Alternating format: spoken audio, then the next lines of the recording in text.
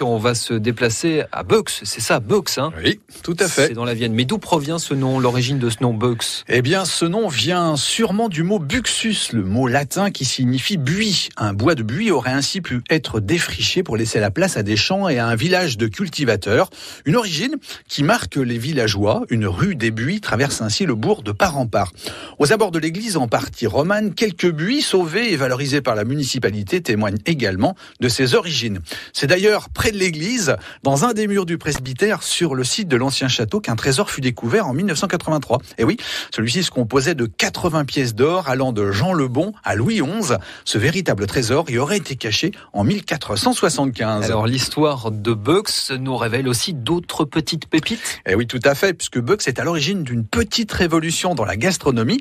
À la fin du XVIIIe siècle, le meunier beussois Pierre Moléon invente en effet la trufficulture moderne. Il a l'idée de planter des glands autour des troncs des chênes. Les précieux champignons se mettent alors à pousser dans le sol. Les truffes récoltées donnent une certaine renommée à la commune. Et quelles sont ces autres caractéristiques ? Eh bien, comme on peut le lire dans Paysages et monuments du Poitou paru en 1892, les amateurs de paysages feront bien de prêter au village de Beux quelques instants d'attention.